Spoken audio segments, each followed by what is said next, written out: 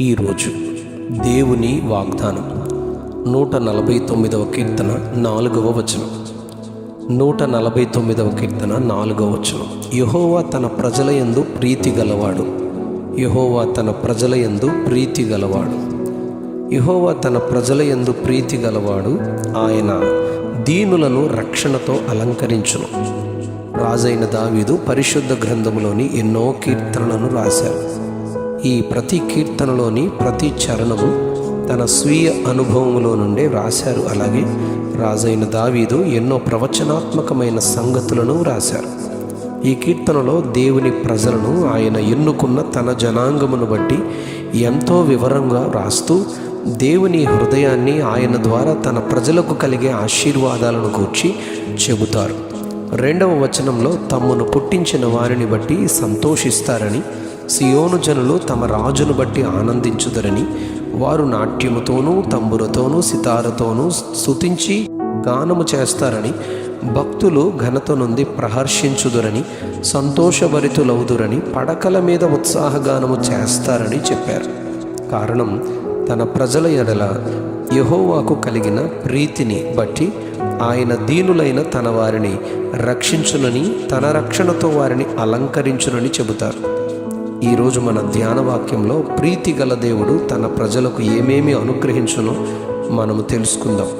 ఆదికాండం 50వ అధ్యాయం 21వ వచనంలో తనను ద్వేషించి ఇష్మాయేలీయులకు అమ్మివేసిన తన స్వంత అన్నదమ్ముల ఎడల ప్రీతి కలిగిన యోసేపు తన అన్నదమ్ములతో ప్రీతిగా మాట్లాడుతూ, మీరు భయపడకండి, నేను మిమ్మును మీ పిల్లలను పోషించెదనని చెప్పి వారిని ఆదరించెను అని చెప్పబడింది. అలానే మన ప్రియ సృష్టికర్తను మనము ద్వేషించినప్పటికీ, సిలువకు అప్పగించి చంపువారి చేతిలో వేసినప్పటికీ ఆయన ప్రీతి గలవాడు గనుక మనలను ప్రేమించి క్షమించి పోషించి ఆదరించెదనని వాగ్దానం చేస్తున్నారు.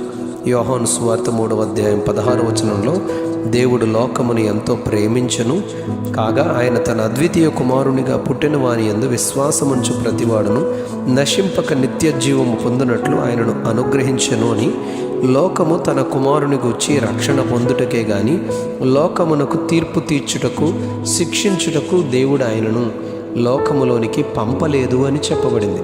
ఆదికాండం 34వ అధ్యాయం 19వ వచనంలో ప్రీతి గలవాడు ప్రేమించిన యాకోబు కుమార్తెను దీనాను బట్టి ఆ కార్యము చేయుటకు తడవు చేయలేదని ఇక్కడ చెప్పబడింది.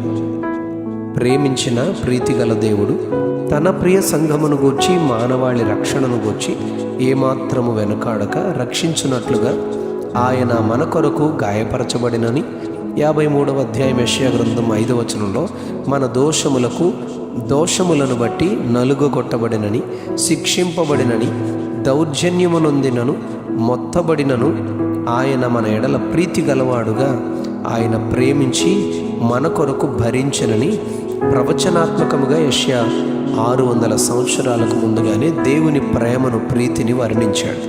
69వ కీర్తన 31వ వచనంలో ఎద్దుల కంటే కొమ్ములు డెక్కలు గల కోడె కంటే కీర్తించుట, దేవుని ఆ నామమును స్తుతించుట, కృతజ్ఞతాస్తుతులతో ఆయనను ఘనపరచుట దేవునికి ఎంతో ప్రీతికరమని చెప్పబడింది. సమూయేలు గ్రంథం 1వ గ్రంథం 15వ అధ్యాయం 22వ వచనంలో బలులు అర్పించుట కంటే ఆయన మాట వినుట ఎంతో శ్రేష్టమని, అది ఆయనకు ప్రీతికరమని దేవుడు చెప్తున్నారు. 119వ కీర్తన 113వ వచనంలో రాజైన దావీదు ద్విమనస్కులను నేను ద్వేషించుచున్నానని, నీ ధర్మశాస్త్రము నాకెంతో ప్రీతికరమని చెబుతారు. సామెతల గ్రంథం 16వ అధ్యాయం 7వ వచనంలో ఒకని ప్రవర్తన యెహోవాకు ప్రీతికరమగునప్పుడు, ప్రియమైనప్పుడు ఆయన వారి శత్రువులను సహా వానికి మిత్రులనుగా చేయునని చెప్పబడింది. దేవునికి శక్తి కొలదిగా మనము ఇయ్యలేకపోయినను, సిద్ధ మనస్సుతో కలిగిన కొలది ఇచ్చినదైనను అది దేవునికి ప్రీతికరము అని చెప్పబడింది. 22వ కీర్తన 8వ వచనంలో ఆయనకు ఇష్టులైన వారిని, ప్రీతి గల వారిని ఆయన తప్పించును అని చెప్పబడింది. యథార్థముగా ప్రవర్తించు వారికి ఆయన ఎంతో ఇష్టపడును, యథార్థముగా ప్రవర్తించు వారిని ఆయన ఎంతో ఇష్టపడును అని చెప్పబడింది.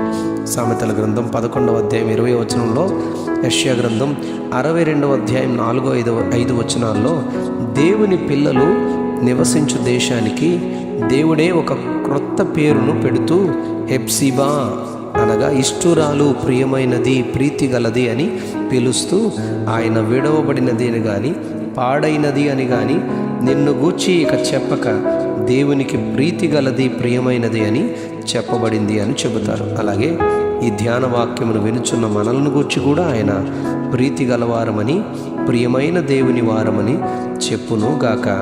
Amen, amen, amen. యెహోవా తన ప్రజల యందు ప్రీతి గలవాడు. యెహోవా తన ప్రజల యందు ప్రీతి గలవాడు. ఆమెన్.